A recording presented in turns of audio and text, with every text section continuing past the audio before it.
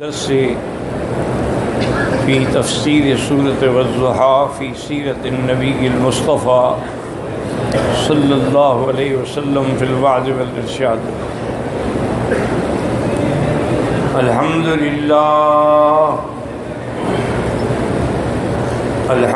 لله وكفى والصلاة والسلام على خاتم الأنبياء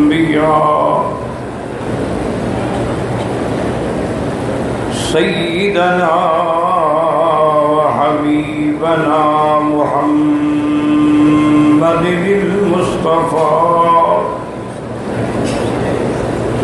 وعلى آله المجتبى وأصحابه النجبى.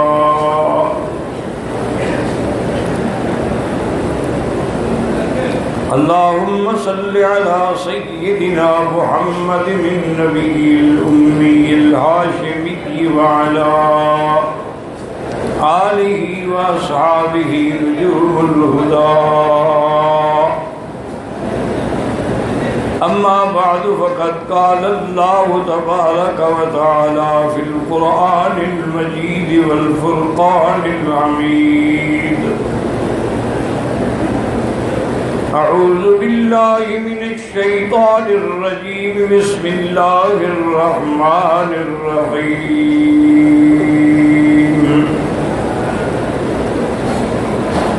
والضحى والليل إذا سجى ما ودعك ربك وما قلى وللآخرة خير لك من الأولى وَلَسَوْفَ يُؤْتِيكَ رَبُّكَ فَتَرْضَى.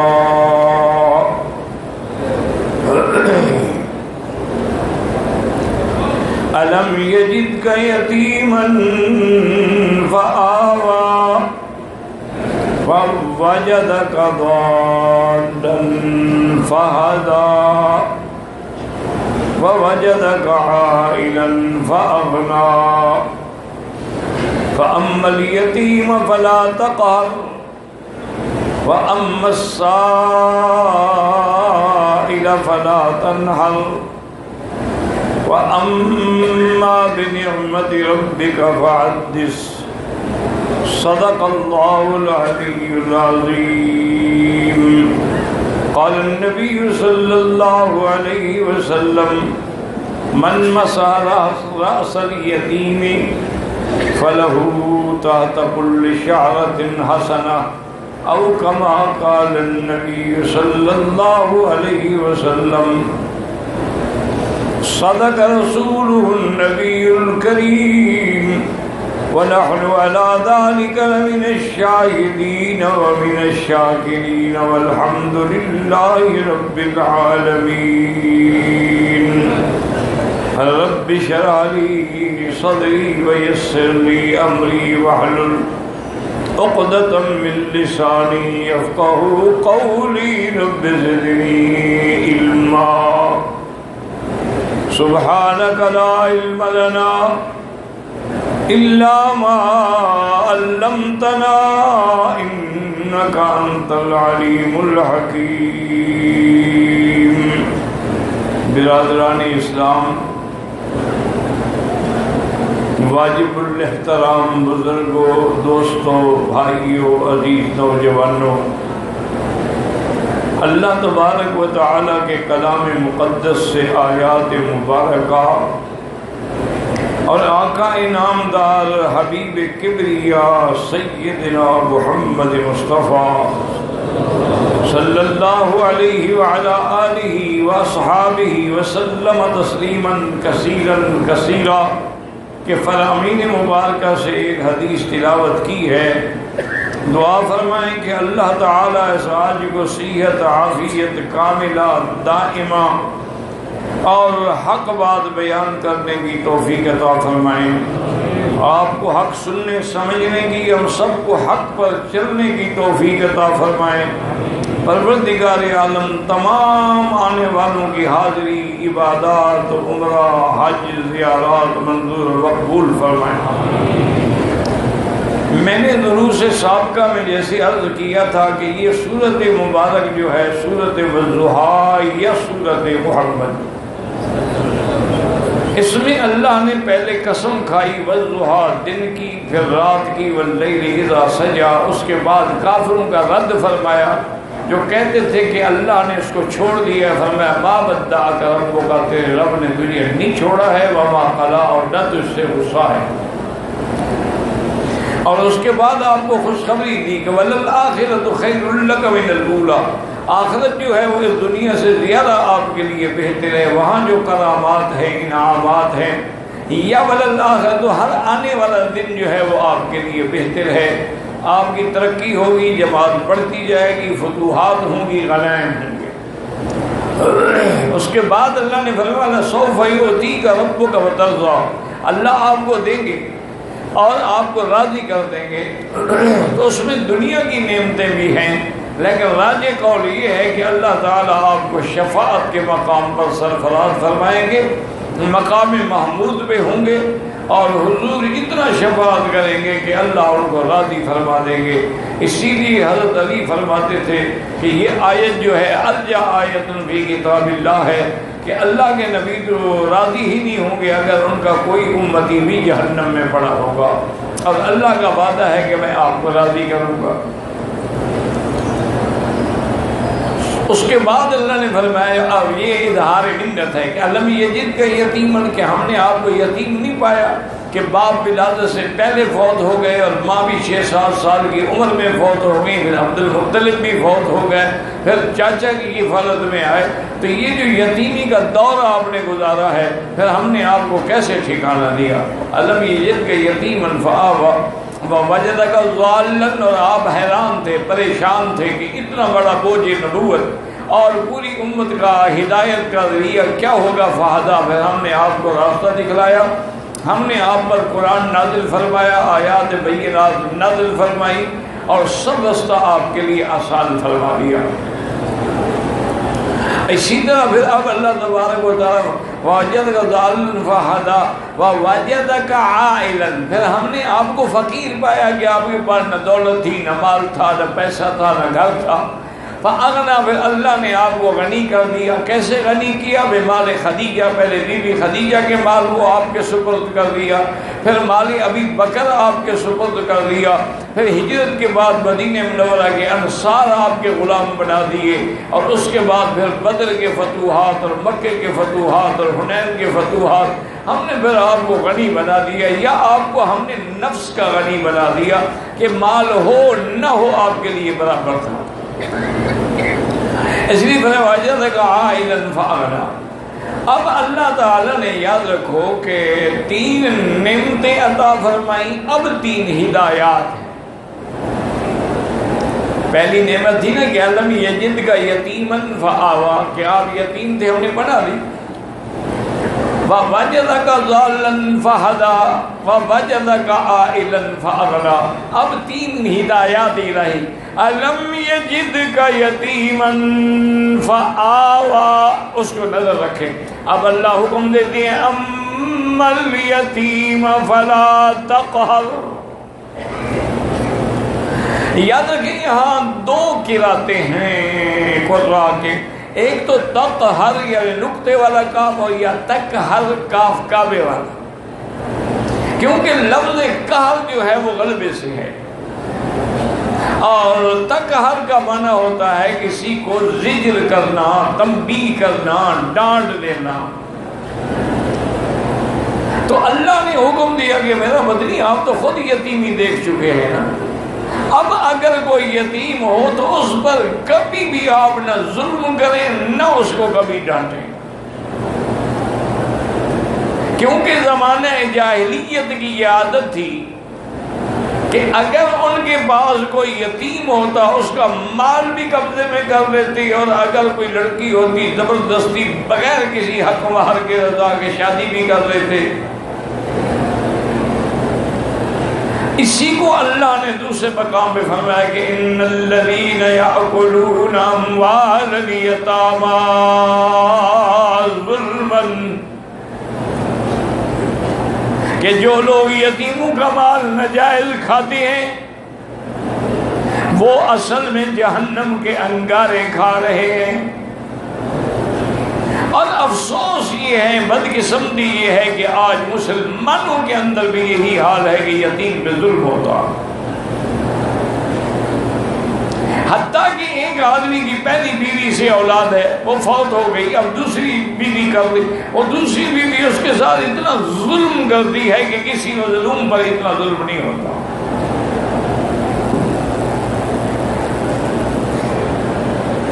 اور یتیم کا حالانکہ اتنا بڑا مقام ہے، ایک حدیث مبارک میں ہے کہ جو آدمی یتیم کے سر پہ ہاتھ پھیرتا ہے اس کے ہاتھ کے نیچے جتنی بال ہیں اللہ اتنی نیکی عطا فرماتے ہیں۔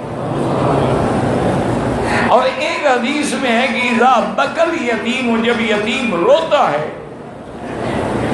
تو اللہ فرماتے ہیں کہ من نبکا الذی غیبت اباہ فی التراب، کون ہے جس نے اس کو رلایا ہے؟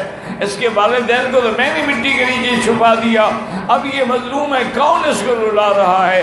من اللہ اسکتہ دخلتہ الجنۃ، جو اس یتیم کو جا کے راضی کرے اور اس یتیم کو جا کے تسلی دے، میں اس کو جنت عطا کروں گا۔ اسی طرح حضور نے فرمایا کہ انا وکافل الیتیم، میں اور یتیم یا یتیم کی کفالت کرنے والا جنت میں قریب ہوں گے، یعنی اس کا مقام حضور کے قریب ہوگا۔ اور اسی طرح ایک روایت میں آتا ہے کہ اللہ اللہ من لیس لہ الا اللہ، کہ اس کا کیا حال ہے جس کا اللہ کے سوا کوئی نہیں۔ اور اسی طرح یعنی آپ اندازہ کریں کہ صحابہ کا یہ عمل تھا، حضرت عبداللہ ابن عمر، حضرت عمر اور دیگر صحابہ بھی اگر کوئی یتیم ہوتا تو فوراً اس کے سر پہ ہاتھ پھیرتے۔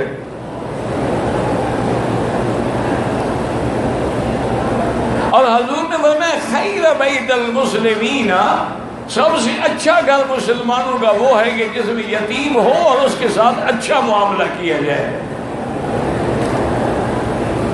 اور فرمایا سب سے برا گھر وہ ہے کہ جس کے اندر یتیم کے ساتھ ظلم کیا جائے۔ اور پھر اگر یتیم پر نظر پڑے تو کم سے کم اس لفظ کو سوچیں کہ یہ زمانہ یتم کا حضور محمد مصطفیٰ پہ بھی تو گزرا ہے۔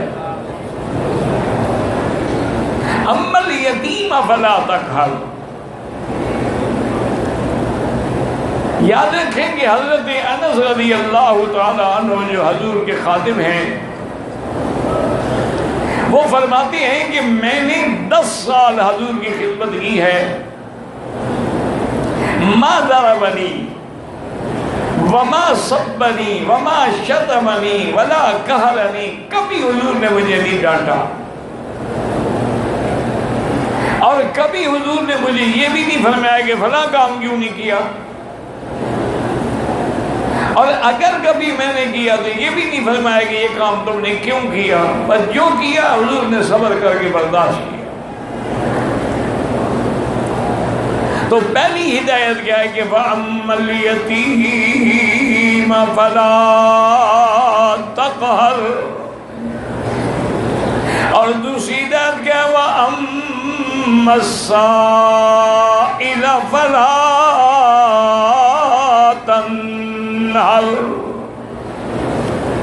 کہ میرا مدنی اگر کوئی سوال کرے تو اس کو کبھی نہ ڈانٹیں، اس سے کبھی نہ جھڑکیں، بلکہ اگر آدمی سائل کو کچھ دے سکتا ہے ٹھیک ہے، ورنہ ردن کریمن، بہتر جواب کے ساتھ اس سے معذرت کر لے۔ جیسے یہاں عرب میں عادت ہے اگر کچھ دے سکتے ہیں ورنہ کہہ دیں گے کہ اللہ کریم، اللہ بڑا سخی ہے، بھی اللہ آپ کو دے گا۔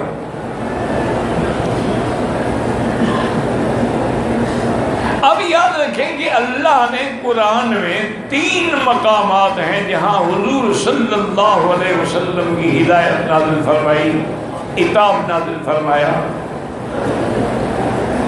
ایک تو حضور صلی اللہ علیہ وسلم کے ساتھ قریش مکہ کے کچھ سردار بیٹھے تھے، حضور ان کو دعوت اسلام دے رہے تھے کہ عبداللہ ابن ام مکتوم نابینا صحابی ہیں حضور کے، وہ جو آئے تو کہا علمنی یا رسول اللہ، علمنی یا حضور، مجھے ایک آیت سکھلائیں۔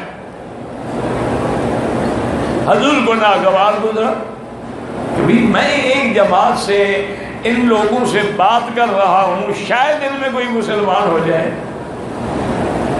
اور اس اللہ کے بندے نے ایسے موقع پہ آ کے اتنا شور کر دیا ہے، یہ تو کسی وقت بھی میرا صحابی ہے، مجھ سے آگے دین سیکھ سکتا ہے۔ تو حضور کے چہرے پہ بل پڑ گیا، ناگوار گزرا۔ اس پر بھی اللہ نے قرآن نازل فرما دیا، عبس وتولی ان جاءہ الاعمی وما یدریک لعلہ یزکی۔ اللہ نے فرمایا تیوری چڑھائی، منہ پھیر لیا اس لیے کہ وہ نابینا ہے۔ آپ کو کیا علم ہے کہ آپ کی بات سے کس کو فائدہ ہوگا؟ آپ کی بات سن کر اس کو تو اللہ تبارک و تعالی مقام تقویٰ عطا فرماتے۔ اور یہیں پر ایک مسئلہ بھی سمجھ رہے ہیں کہ حضور چاہتے تھے کہ سردار کفار قریش جو ہیں وہ مسلمان ہو جائیں، کہ عبداللہ ابن مکتوم تو صحابی ہے، مسلمان ہے، اس کا تو کوئی خوف ہی نہیں، غم ہی نہیں۔ اللہ نے فرمایا نا، کافر مسلمان کی بات نہیں، علاج اسی کا کیا جاتا ہے جو علاج کرانا چاہتا ہے۔ جو علاج ہی نہ کرانا چاہے اس پر محنت کرنے کی کیا ضرورت ہے؟ اور پھر کافر کا ایمان لانا جو ہے وہ موہوم ہے، یعنی ہو سکتا ہے ایمان لے آئے، لیکن عبداللہ ابن ام مکتوم کا ہدایت پڑھنا تو یقینی ہے، تو یقینی چیز کو چھوڑ کے ایک گمان پہ عمل کیا جائے۔ اور اسی آیت میں یاد رکھیں وہ بھی ہے، جیسے آج کل بہت لوگ کہہ دیتے ہیں نا، اے دیکھو جی یہ مولوی ہیں، تبلیغ والے ہیں، سب مسلمانوں کو تبلیغ کر رہے ہیں، کافروں کو تو نہیں، اصل تو ان کو کافروں کو تبلیغ کرنی چاہیے، ہم تو مسلمان ہیں۔ ایک شبہ ان کے دماغ میں بھی ہوتا ہے، کوئی شیطانی وسوسہ بھی ہوتا ہے۔ لیکن یاد رکھیں کہ اگر کفار کے ہدایت کا تمہیں اتنا غم ہے تو ایک کام تم بھی تو کر دو نا، تم جا کے ان کو ہدایت کرو۔ دوسری بات یہ ہے کہ مومنوں کا ایمان سنبھالنا، ان کا اسلام سنبھالنا، ان کو دین پہ قائم رکھنا، یہ زیادہ اہم ہے ان کو تبلیغ کرنے سے۔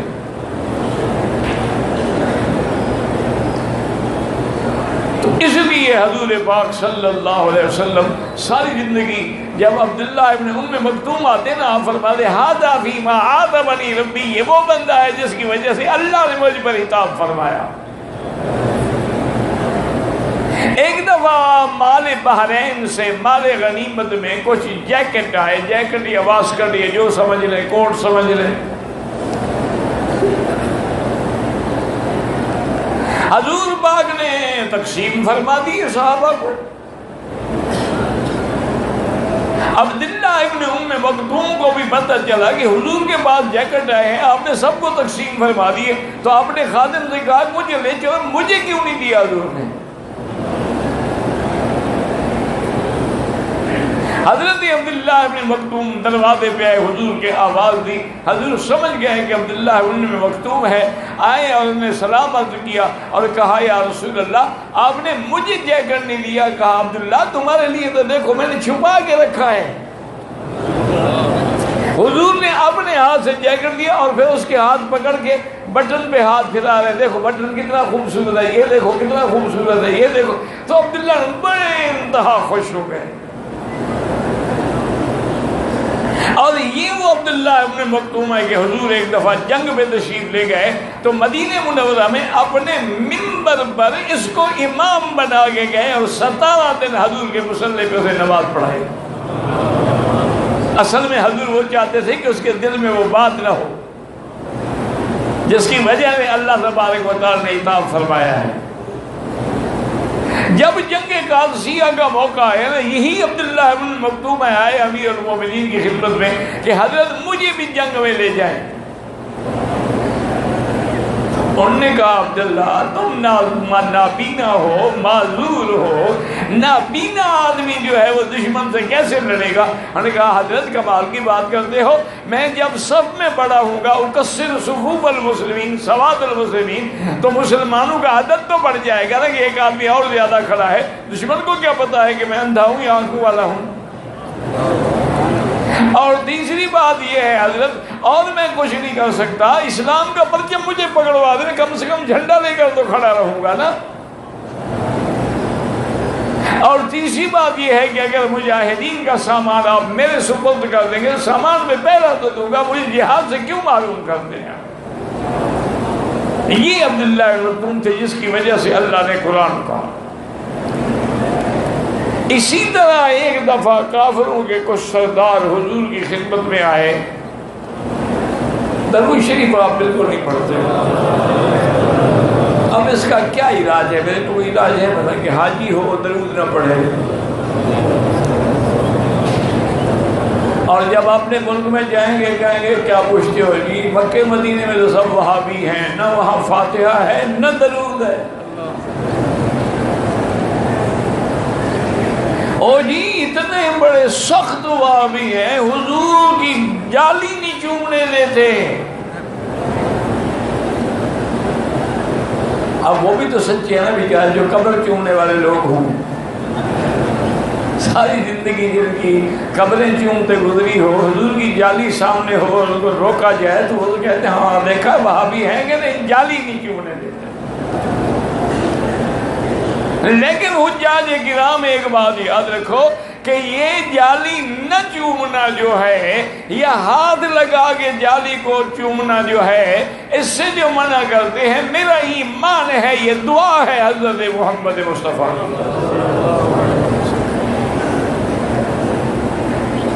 کہ اللہ کے نبی نے دعا مانگی تھی کہ اللہم لا تجعل قبری وثنا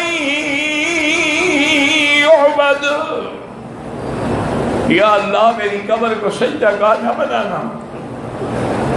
کافروں نے انبیاء کی قبروں کو، صلحاء کی قبروں کو، اولیاء کی قبروں کو، نیک لوگوں کی قبروں کو سجدہ گاہ بنا دیا ہے، اور اسی لیے حضرت شاہ ولی اللہ رحمت اللہ لکھتے ہیں شیطان اتنا بڑا دشمن ہے اولیاء اللہ کا کہ جب تک وہ زندہ ہوتے ہیں ان کو پتھر مرواتا ہے، اور جب وہ فوت ہو جاتے ہیں قبروں میں سجدے کرواتا ہے۔ یعنی نہ ان کو زندگی میں چین ملے نہ مرنے کے بعد چین ملے۔ حضور کی دعا اللہ نے قبول فرمائی، ایسا اہتمام ہو گیا کہ سجدہ تو بڑی بات ہے، ہاتھ ہی نہیں لگانے دیتے۔ اور پھر یہ بھی یاد رکھا کریں کہ کچھ اللہ نے آپ کو بھی عقل دیا ہے کہ نہیں دیا ہے، یہ جو جالی مبارک ہے حضور کے مزار مبارک پر، یہ تو حضور کی وفات کے سینکڑوں سال بعد بنائی گئی ہے، اس کا حضور سے کیا تعلق ہے؟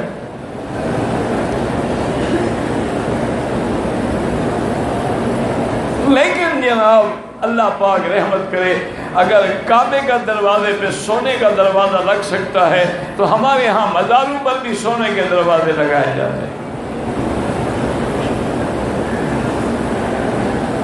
تو حضور کی خدمت میں کچھ آئے سردار قریش کے، کہنے لگے کہ یا رسول اللہ صلی اللہ علیہ وسلم، جتنے دفعہ نام آئے نہ کہو صلی اللہ علیہ وسلم۔ ایک تو مجلس میں برکت ہوتی ہے، دعائیں قبول ہوتی ہیں، اور کہنے والے کو بھی انشراح صدر نصیب ہوتا ہے جب حضور کے نام پہ درود شریف پڑھا جاتا ہے۔ انہوں نے کہا کہ آقا ہم یہ چاہتے ہیں اجعل لنا مجلسا، ہمارے لیے الگ ٹائم رکھ دیں تاکہ ہم سردار لوگ ہیں، آپ کے ساتھ یہ سارے غلام اور غریب، کہیں صہیب ہے، کہیں خبیب ہے، کہیں بلال ہے، کہیں عمار ہے، یہ تو سارے غلام لوگ ہیں ہمارے، آپ ان کو بھی ہمارے برابر بٹھاتے ہیں۔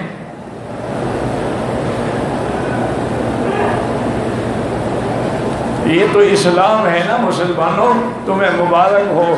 دنیا تاریخ کوئی مذہب پیش نہیں کر سکتی جس میں اللہ نے نبی پاک کو یہ طاقت دی، توفیق دی کہ وہ غریبوں کو اور غلاموں کو اتنا اونچا کر دے کہ سردار نیچے رہ جائیں۔ آج بھی اپنے آپ کو جو مساوات کا علم بردار کہتے ہیں، ان کے اندر بھی عنصریت کا یہ عالم ہے کہ یہ کالے ہیں، یہ گورے ہیں۔ ان کے ہوٹل بھی الگ ہیں، مارکیٹیں بھی الگ ہیں، وہ ان کے ہوٹلوں میں کھانا بھی نہیں کھا سکتے، کیوں؟ کالے ہیں۔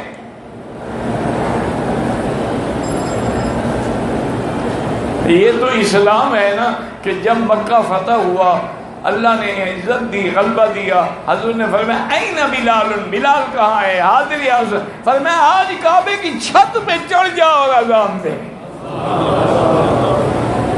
اور کوئی اذان دینے والا نہیں تھا، حضور خود اذان نہیں دے سکتے تھے۔ مقصد کیا تھا کہ آج غلاموں کو محمد مصطفیٰ نے اونچا کر دیا، آج محمد مصطفیٰ نے گورے اور کالے کا فرق مٹا ڈالا ہے کہ ابو بکر نیچے کھڑا ہے اور بلال کعبے کی چھت پہ کھڑے ہو کے اذان دے رہا ہے۔ لا فضل لعربی علی عجمی ولا لأحمر علی اسود الا بالتقوی۔ حضور نے فرمایا کوئی عربی عجمی میں فضیلت نہیں، کوئی گورے کالے میں، مگر روز جتنا متقی ہوگا اتنا درجہ بلند ہوگا۔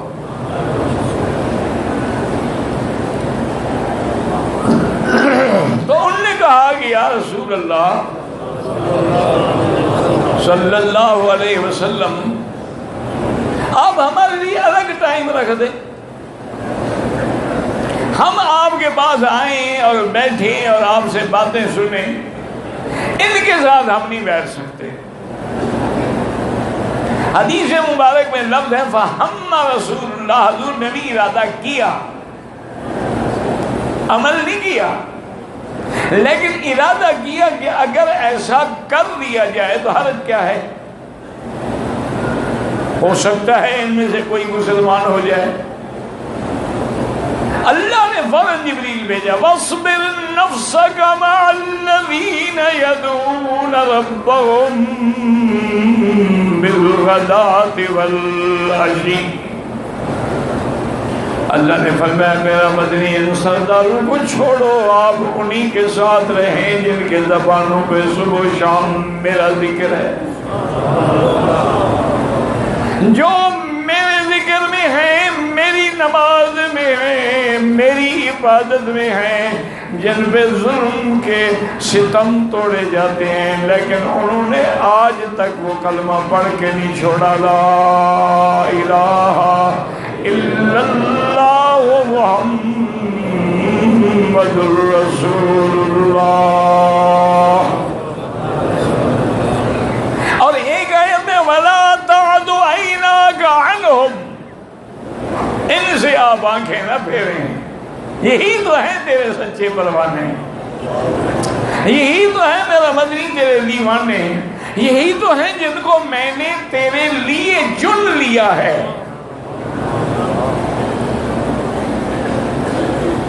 تو ایک آیت وہ اتری عبداللہ ابن ام مکتوم کے بارے میں، اور ایک آیت یہ اتری، اللہ نے فرمایا وَأَمَّا السَّائِلَ فَلَا تَنْهَرْ، کہ سائل کو کبھی جھڑکی نہ دیں، کبھی نواز نہ ہوں، اگر کچھ دے سکتے ہو ورنہ وَدًّا جَمِيلًا، اچھی طرح بات کریں۔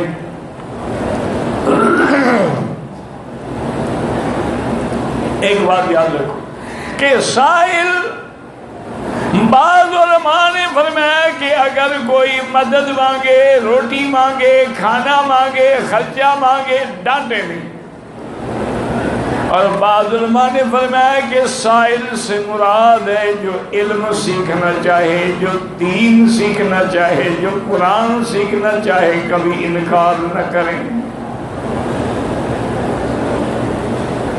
سائل سے مراد دین سیکھنے والا۔ اسی لیے بڑے بڑے محدثین جب طالب آتے تو کہتے ہؤلاء وصیت رسول اللہ، یہ وہ لوگ ہیں جن کے بارے میں حضور نے وصیت فرمائی ہے، ان کا اکرام کرتے، احترام کرتے کہ یہ دین سیکھنے کے لیے آئے ہیں، یہ دین کے طالب ہیں۔ دنیا دار کا کیا ہے؟ اور بعض علماء فرماتے ہیں کہ یہ لفظ عام ہے۔ کیا معنی؟ یعنی اگر دنیا کا طالب ہے اس کو بھی انکار نہ کریں، اور اگر دین کا طالب ہے تو اس کو بھی انکار نہ کریں، بالکل ناراض نہ ہوں، اس کی بات سنیں۔ حضرت عمر جا رہے تھے کہ ایک بوڑھی عورت نے ہاتھ پکڑ لیا اور کہا عمر میری بات سنو۔ امیر المومنین بھی نہیں کہا عمر میری بات سنو۔ عمر کھڑے ہو گئے، امیر المومنین ہے، خلیفہ رسول اللہ ہے، وقت کا بادشاہ ہے جس نے کیسر و کسریٰ کی طاقتیں کانپتی ہیں۔ ایک بوڑھی ہاتھ پکڑ کے کھڑی ہوئی ہے۔ کھڑے کھڑے صحابہ کہتے ہیں کہ ہم تو تھک گئے، لیکن وہ بوڑھی ہے، آپ کو پتہ ہے کہ یہ جب بوڑھیاں بولنے پہ آتی ہیں تو پھر یہ تو چپ ہی نہیں ہوتی نا، بول رہی ہے۔ حضرت عمر چپ کر کے کھڑے ہیں، ٹھیک ہے ٹھیک ہے ٹھیک ہے، نام یا پہ ٹھیک کہہ رہی ہیں آپ۔ جب آخر وہ بوڑھیا خود تھک گئی تو پھر اس نے ہاتھ چھوڑا تو ساتھیوں نے کہا حضرت ایک بوڑھی کے لیے اتنا کھڑے ہو گئے۔ فرمایا تمہیں پتہ ہے یہ بوڑھی کون ہے؟ یہ خولہ ہے، یہ وہ بوڑھی ہے جس کے لیے اللہ نے قرآن اتارا تھا عرش پہ، اللہ نے جس کی کلام سنی تھی۔ عمر کی طاقت ہے کہ اس کی بات نہ سنے۔ فرمایا تمہیں پتہ ہے کون ہے؟ قد سمع اللہ قول التي تجادلك في زوجها وتشتكي إلى الله۔ اس لیے بی بی عائشہ کہتی تھی سبحانک، اللہ تیری ذات کتنی پاک اور بلند ہے، میں کمرے میں بیٹھی کچھ بات سنی کچھ نہیں سنی، آپ نے اس کی فریاد عرشوں پہ سن لی۔ فریاد سننے والا کون ہے؟ سیدھی بات کرو۔ نہیں، آپ کے ملک میں داتا نہیں سنتا؟ باغ پٹن والے، شہباز قلندر، عبداللہ غازی نہیں سنتے؟ اچھا، ناراض ہے؟ اور خدا کے لیے اپنے عقیدے ٹھیک کرو۔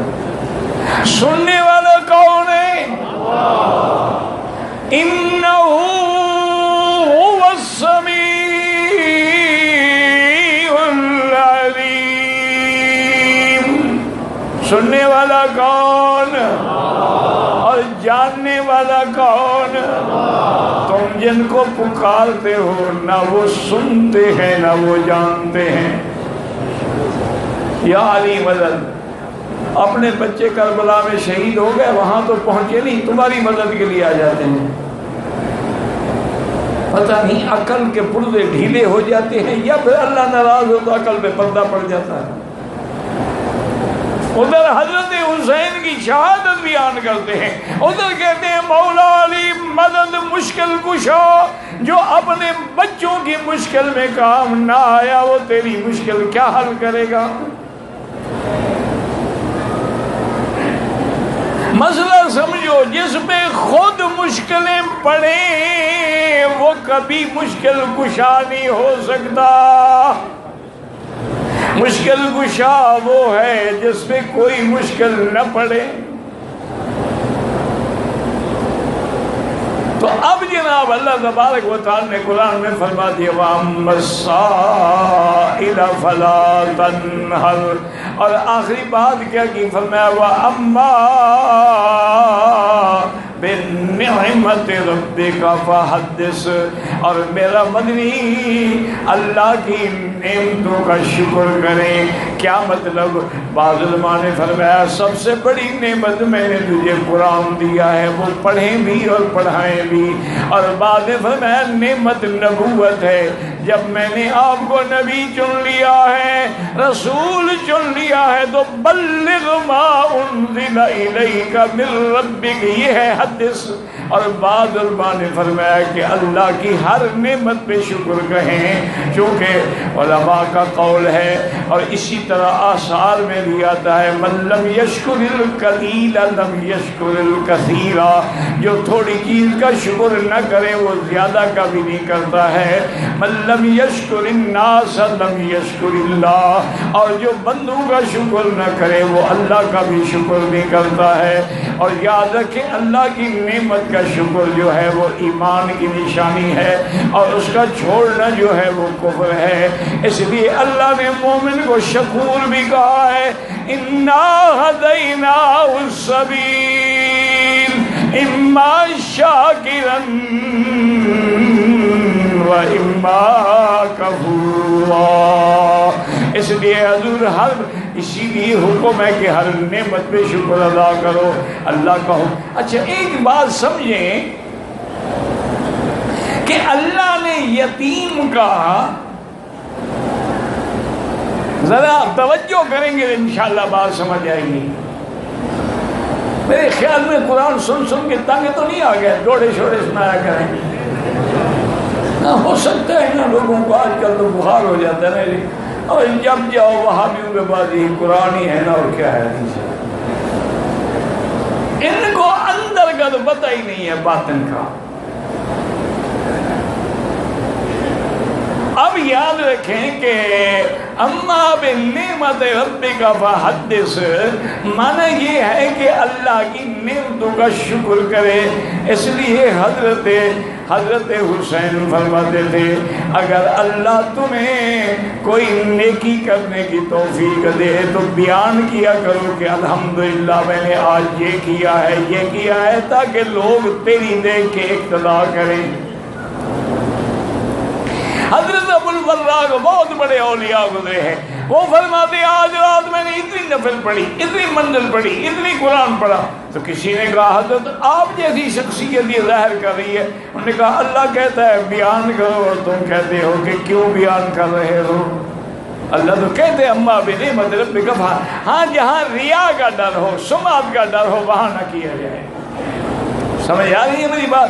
اچھا اسی لیے یہ انہوں نے اب جو بات میں کہہ رہا تھا غور کریں کہ الذی اما الیتیم فلا تقہر کا ذکر پہلے کیا، اما السائل فلا تنہر کا ذکر پہلے، اور اپنا بعد میں۔ بھائی پہلے ذکر سائل کا ہے نا، یتیم، پھر فرمایا اما بنعمت ربک فحدث، یعنی اپنا ذکر بعد میں اور یتیم اور سائل کا پہلے۔ اس کی وجہ کیا ہے؟ علماء نے فرمایا چونکہ وہ کمزور ہیں، وہ ضعیف ہیں، وہ محتاج ہیں، اس لیے اللہ نے ان کا ذکر پہلے کیا اور اپنا ذکر بعد میں فرمایا۔ واللہ اعلم۔